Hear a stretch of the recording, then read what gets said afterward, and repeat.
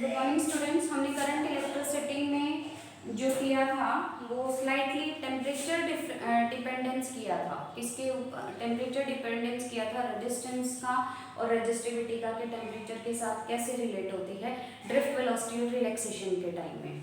लेकिन अब जो हम एक बार कर रहे हैं वो माइक्रोस्कोपिक ऑफ ओम्स लॉ कर रहे हैं। माइक्रोस्कोपिक ऑफ ओम्स लॉ जो होती है J is equal to sigma E होती है। J को हम करंट डेंसिटी बोलते हैं जो कि करंट पर यूनिट एरिया होती है। Sigma is conductivity and E is the applied electric field. तो इसमें हमें सबसे पहले कंडक्टिविटी पता होनी चाहिए। रेजिस्टिविटी को हम क्या कहते हैं? Specific resistance. और कंडक्टिविटी, एक टाइप से कंडक्टिविटी का मतलब है कि कितना कंडक्ट करेगा, इसका मतलब रेजिस्टिविटी का क्या होगा? Reciprocal. Reciprocal of resistivity is known as the conductivity. अगर इसकी यूनिट निकालो तो रेजिस्टिविटी की होती है ओम मीटर, तो कंडक्टिविटी की हो जाएगी ohm inverse metre inverse. Ohm inverse को हम MHO भी लिख सकते हैं, क्योंकि OHM इसका इनवर्स अगर आप करोगे तो MHO आएगा।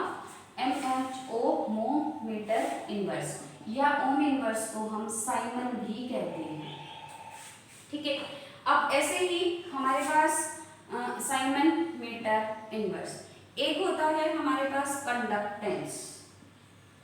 कंडक्टेंस G से रिप्रेजेंट किया जाता है and this is always equal to the reciprocal of resistance. और रेजिस्टेंस की जो यूनिट होती है वो ओम होती है। इसका मतलब इसको हम लिखेंगे मो, या फिर ओम इनवर्स, या फिर इसको हम लिख सकते हैं साइमन। ठीक है। अब हमें कंडक्टिविटी और कंडक्टेंस पता लग गई, तो कंडक्टिविटी का यूज हमारा कहाँ पर है? करंट डेंसिटी सिग्मा कंडक्टिविटी ई इलेक्ट्रिक फील्ड। तो यहाँ हम अप्लाई करके अब microscopic form of Ohm's law calculate करेंगे। इसके लिए सबसे पहले तो आपको ये पता है कि जो J है current density, this is always equal to the I by A, current per unit area. अब जो है ओम्स लॉ के according V is equal to IR होता है। I की वैल्यू निकालोगे तो कितना हो जाएगा? V बाई में R, तो V बाई में R A। ठीक है। V इलेक्ट्रिक फील्ड हमने किया है, पोटेंशियल पर यूनिट लेंथ। इसका मतलब J is equal to the E V by V is equal to,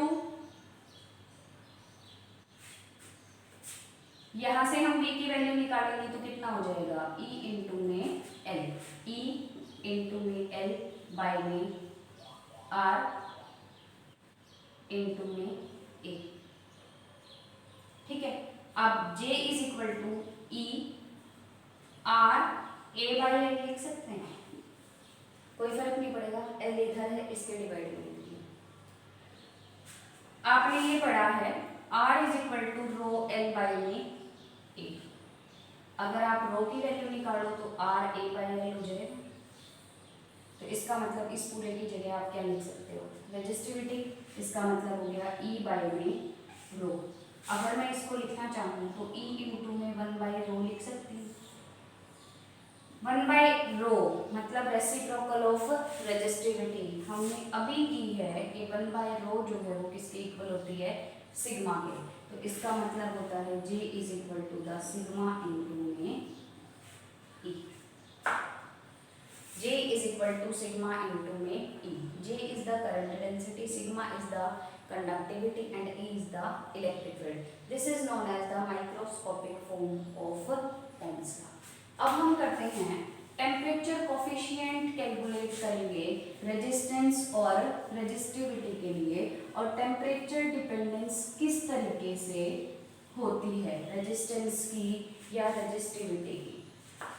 temperature dependence और temperature coefficient of resistance and resistivity. हमें ये जब कैलकुलेट करना है तो हम रिलैक्सेशन टाइम के कंपैरिजन में तो कर चुके हैं कि अगर हम टेम्परेचर बढ़ाते हैं तो रिलैक्सेशन टाइम डिक्रीज होता है, रिलैक्सेशन टाइम डिक्रीज होता है तो रेजिस्टेंस क्या होता है, इंक्रीज होता है। अब जो बात करते हैं हम वो ये करते हैं कि पर्टिकुलर टेम्परेचर पर अगर आपको रेजिस्टेंस निकालना है तो इसके लिए क्या कहते हैं, R T is equal to R naught 1 plus में अल्फा इंटू में टी। ये हमारा रिलेशन होता है जिसके अकॉर्डिंग क्या है, T any temperature, R T resistance at any temperature, R naught resistance at absolute temperature। ठीक है, अल्फा मेन आता है अल्फा का, alpha is known as the temperature coefficient. Resistance की टर्म है तो रेजिस्टेंस के लिए, और अगर रेजिस्टिविटी की टर्म है तो रेजिस्टिविटी के लिए। अब हमें यहाँ से अल्फा की वैल्यू डिफाइन करनी है और अल्फा की वैल्यू को हम कैलकुलेट करना चाहते हैं। तो अल्फा की जब वैल्यू कैलकुलेट करोगे तो किस टाइप से करोगे, आर टी, आर नोट को अंदर मल्टीप्लाई करोगे, आर नोट प्लस में आर नोट अल्फा टी, ये आर नोट इधर माइनस में जाएगा मतलब कि आर टी माइनस में R naught is equal to R naught alpha T. यहाँ से अगर हम अल्फा की वैल्यू निकालें तो आर नोट टी डिवाइड में चला जाएगा, आर टी माइनस में आर जीरो बाई में जो है आपका आएगा आर नोट इंटू में टी। इस टी को हम टी माइनस जीरो लिख सकते हैं क्योंकि एब्सोल्यूट जीरो है तो टी माइनस में जीरो। ये resistance at any temperature T है, ये रेजिस्टेंस एट एब्सोल्यूट जीरो है, ये रेजिस्टेंस एट एब्सोल्यूट जीरो मतलब आप ये कह सकते हो कि ये ओरिजिनल रेजिस्टेंस है। ये कोई भी टेम्परेचर टी है जिस पे हमें ये रेजिस्टेंस कैलकुलेट करना था, माइनस में जीरो मतलब कि इनिशियल टेम्परेचर है। अगर हम इसको ऐसे लिखें आर टी टू मतलब फाइनल रेजिस्टेंस माइनस में R T one temperature T one पर, आर टी वन मतलब ओरिजिनल टेम्परेचर पर जो रेजिस्टेंस था वो स्टार्टिंग में, और यहाँ हम लिखें टी टू माइनस में तो कोई फर्क पड़ेगा नहीं पड़ेगा। अब यहाँ से आप अल्फा को डिफाइन कर सकते हो और यहाँ से आप अल्फा को डिफाइन करोगे तो क्या लिखोगे, change in resistance, change in resistance divide by R naught original resistance,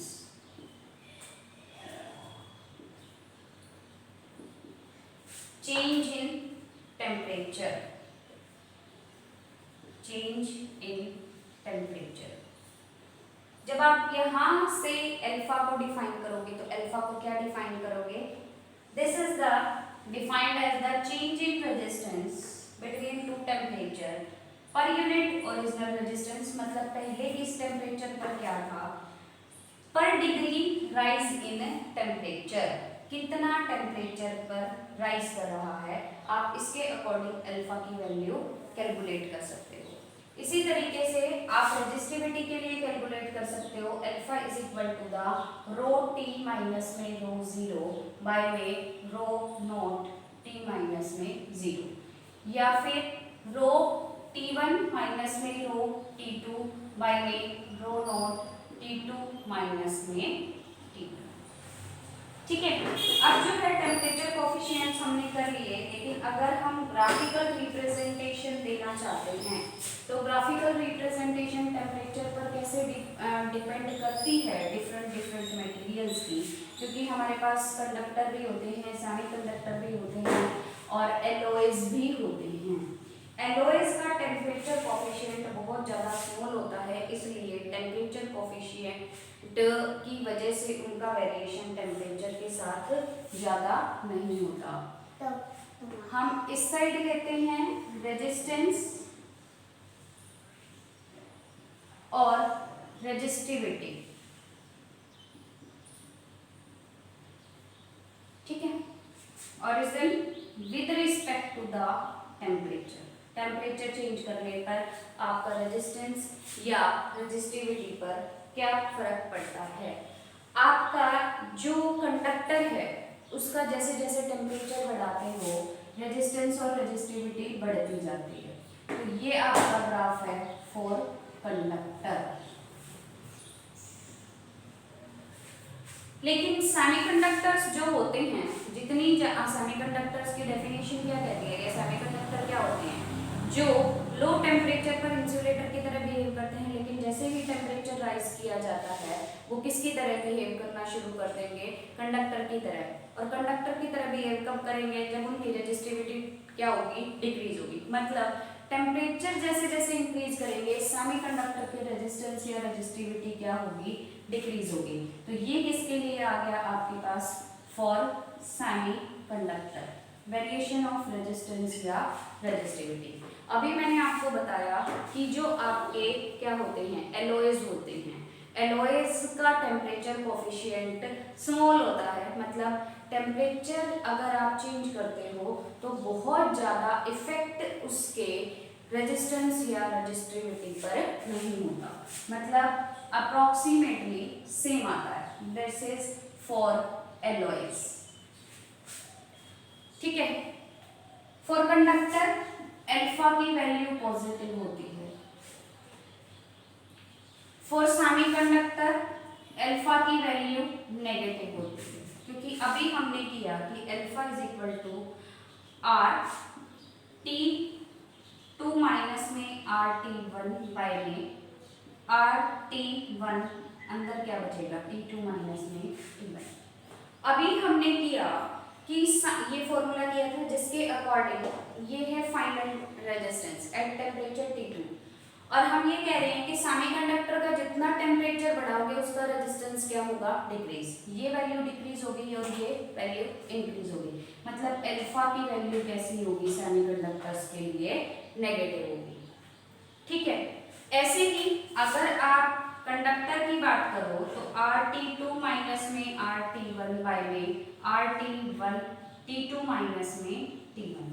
अब यहाँ से अगर बात करो तो आप कहते हो कि रेजिस्टेंस जो है कंडक्टर्स का, जैसे जैसे आप टेम्परेचर इंक्रीज करते हो रेजिस्टेंस भी क्या होता है, इंक्रीज। मतलब ये वैल्यू जो है इससे ग्रेटर होगी, मतलब ये अगर ग्रेटर होगी तो कैसी हो जाएगी, पॉजिटिव।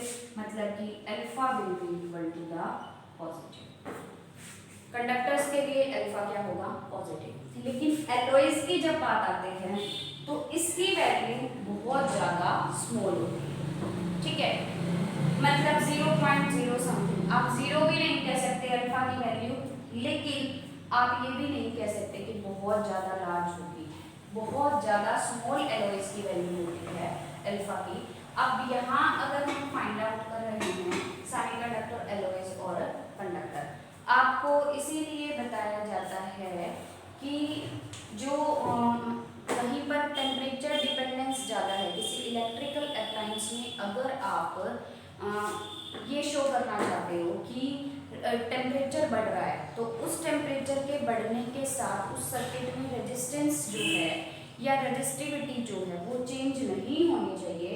तो उसके लिए हम उसमें जो मटेरियल यूज करते हैं मोस्ट प्रोबेबली किसका यूज करते हैं, एलओए का। एलओए का क्यों यूज करते हैं, क्योंकि इसके लिए अल्फा की वैल्यू क्या होती है, स्मॉल होती है।